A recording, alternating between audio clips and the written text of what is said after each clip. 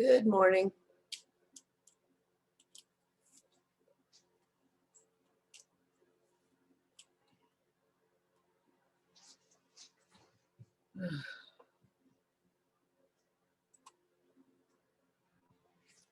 Okay.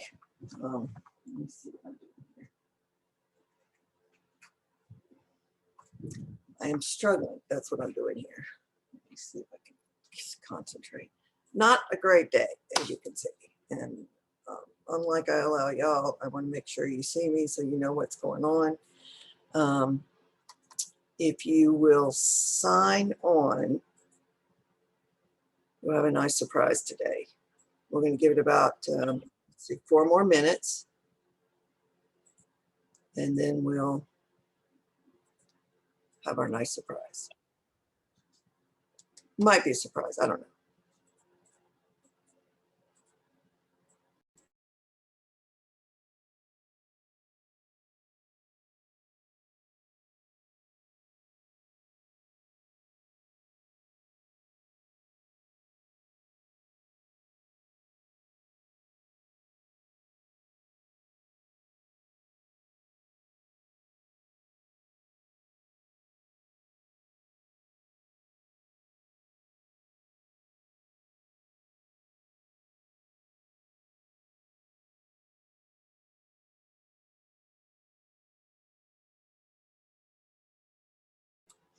Oh, well, I'm working and you're online. If anybody has any questions, I'm happy to answer those while we're waiting for everybody to officially get started and to have everybody on.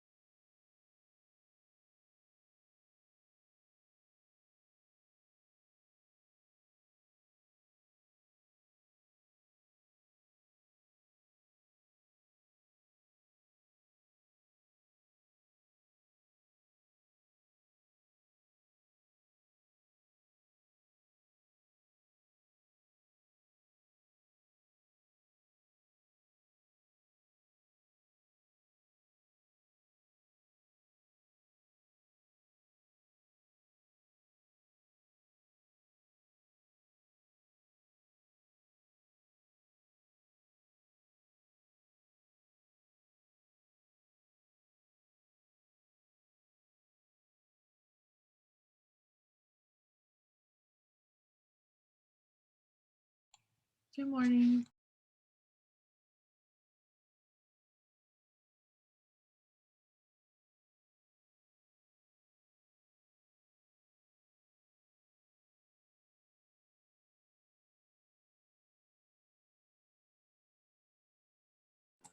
We're waiting to get started, and as I told everyone, I mean, you can tell it's not a great day, so make sure everybody signs on, please. Any questions you want to ask is fine. Nice time to ask.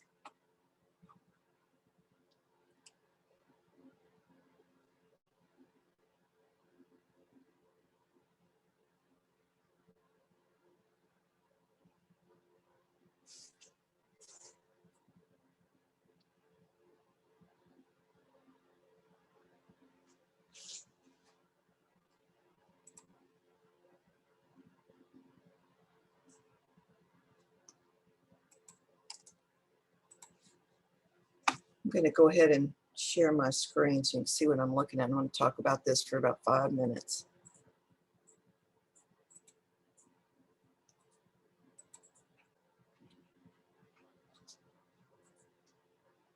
hopefully y'all can see that. Oh, we're start time. Y'all can see my screen one. No, ma'am. Not No, yet. ma'am. Oh, because I didn't click share. There we go. Now you can, right? Yes, ma'am. Okay, good.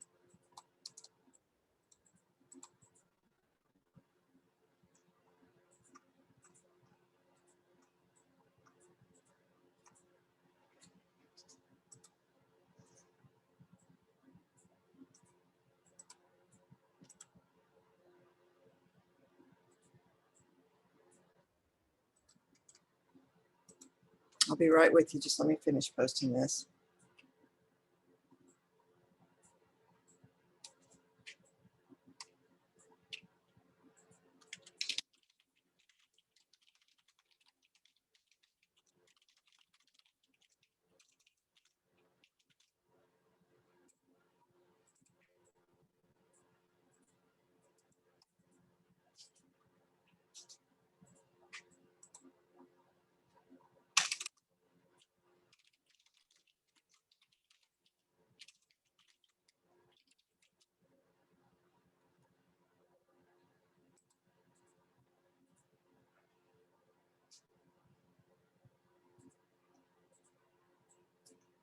Okay.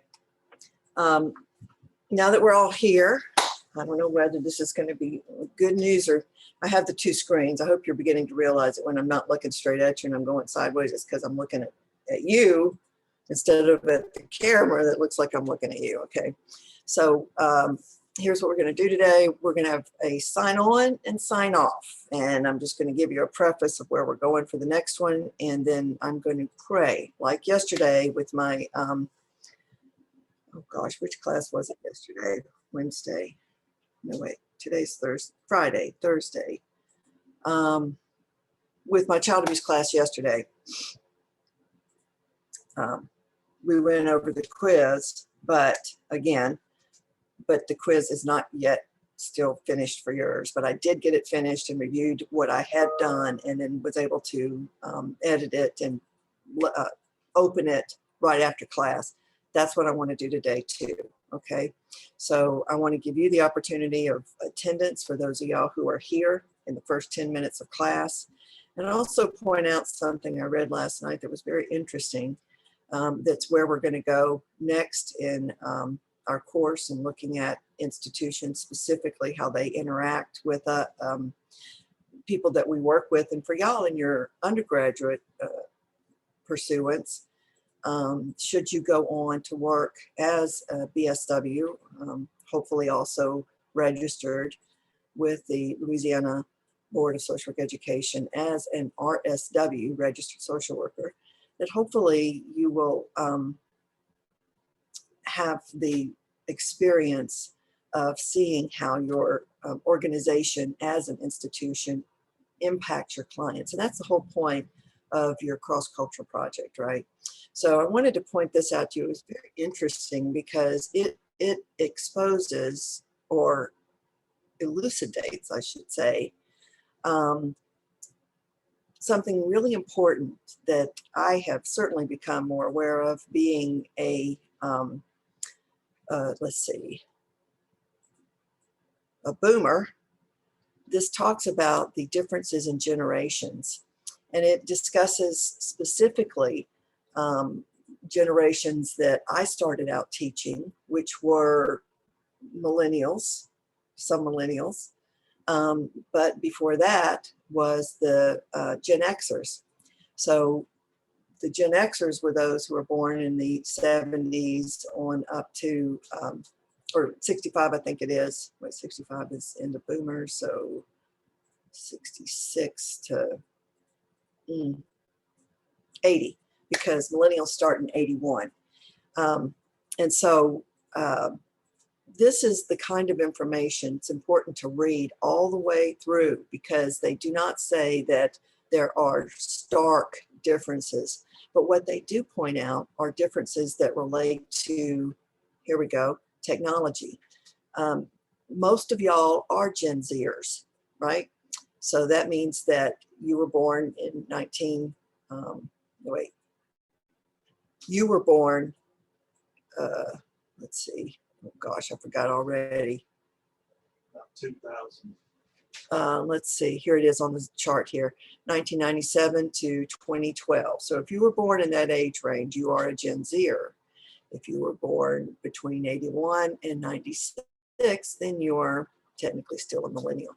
So in this article, though, it points out that there are differences, but interestingly, a lot of them come from the environment that has impacted this generation, most of yours, is technology. You see that? But interestingly, too, is that there are a lot of things about the generations that they share in common. Most importantly, when you read this article, it's not available to you yet. It'll be available after you complete the quiz and we start next week. So those things will overlap, of course, when we start our lectures next week on the 8th. Once your quiz is posted today, you will have until next Friday. I've been saying that like on Thursday, but you'll have, I'm really actually leaving the date completely open, but you'll have the entire week to do it, okay? So this is the kind of thing that you're going to be reading, understanding what impacts individuals that you work with, what impacts individuals that our social welfare institutions work with. And it's not just our social welfare institutions, it's our educational institutions, it's our criminal justice institutions, it's our healthcare institutions, right? So social workers are found in any of those environments, and indeed, even in our financial institutions. There are employee assistance programs, EAPs, where social workers and other counselors kind of share that occupation within corporations. So that's our financial institution, right? We know that social workers work within nonprofit, right? Nonprofit, voluntary, corporate, for-profit institutions, as well as government or public institutions, right? All from all of your previous courses. So it's important to see how some of those institutions may impact a person based on what generation they're born in. So I just want you to be aware of that, only because I just read it actually very early this morning. So are you clear on what we're doing, and do you have any questions?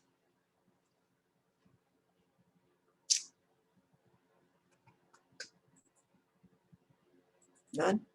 No, ma'am. No, ma'am.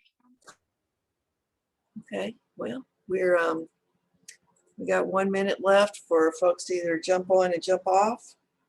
But if you guys who all got on already want to jump off, then that's good. And you can look for the quiz to be posted. There I am. So look for the quiz to be posted. Does that work for y'all? Yes, ma'am. Thank you. Okay, excellent. So just when you're ready, just sign off. You got attendance for today. I'm definitely checking attendance today. You have a good weekend, Dr. Savage. You as well.